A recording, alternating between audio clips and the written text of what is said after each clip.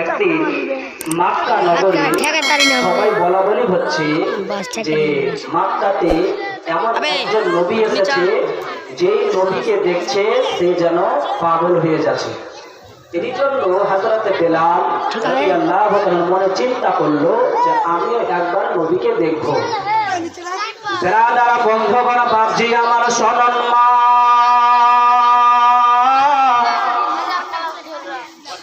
যখন হযরতে বেলাল রাদিয়াল্লাহু তাআলা আনহু মক্কাতে শুনেছে এমন একজন নবী এসেছে গো, যেই নবীকে দেখছে তেই যেন পাগল হয়ে যাচ্ছে।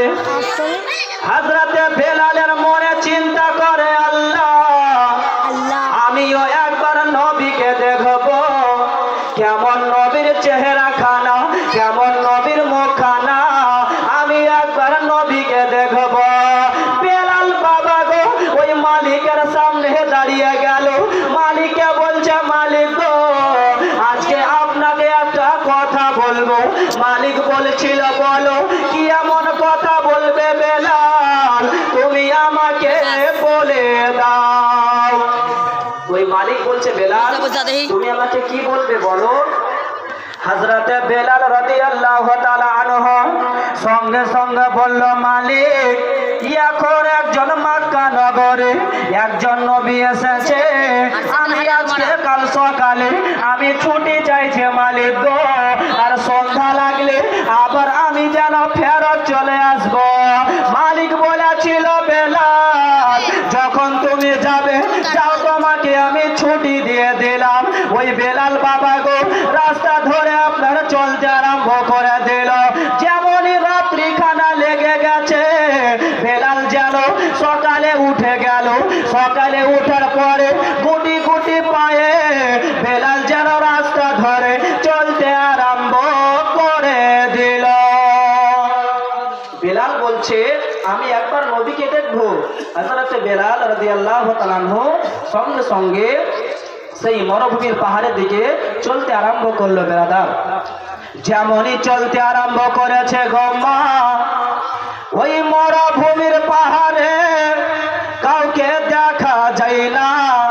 হঠাৎ করে বাবা গো বেলাল যেন আপনার দেখতে পেল আমার নবী যেন মধ্যখানে, আর চতুর সাইডে যেন সাহাবী রাসূল বসে রয়েছে।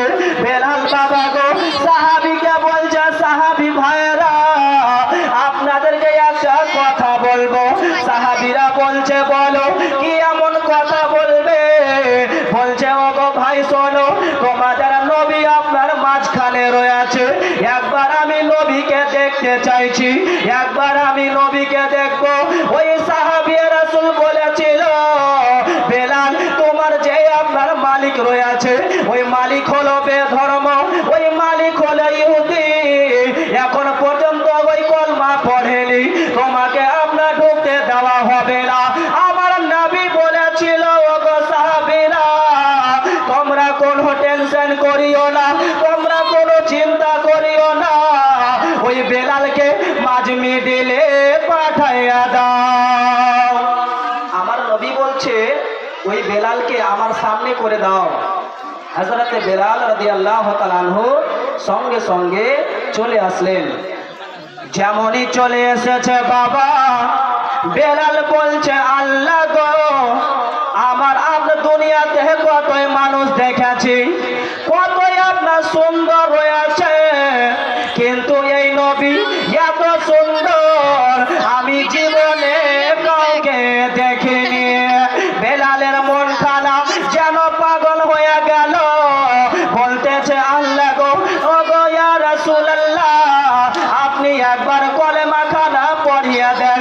আমার নবী বলেছিল, বেলাল এখন তোমাকে কলমা পড়াতে পারবো না, যাও তুমি ঘুরে বাড়ি যাও। বলেছিল, কেন? বলেছিল এই জন্য যে তোমার এখন তোমার মালিক এখন আপনার কলমা পড়েনি, যদি তোমাকে জানতে পেরে যায় তোমাকে কত কষ্ট দেবে, তোমাকে কত অত্যাচার করবে। এরই জন্য বেলাল যাও তুমি ঘুরে বাড়ি যাও। বেলাল জানো আবার ঘুরে বাড়ি চলে এলো। যেমন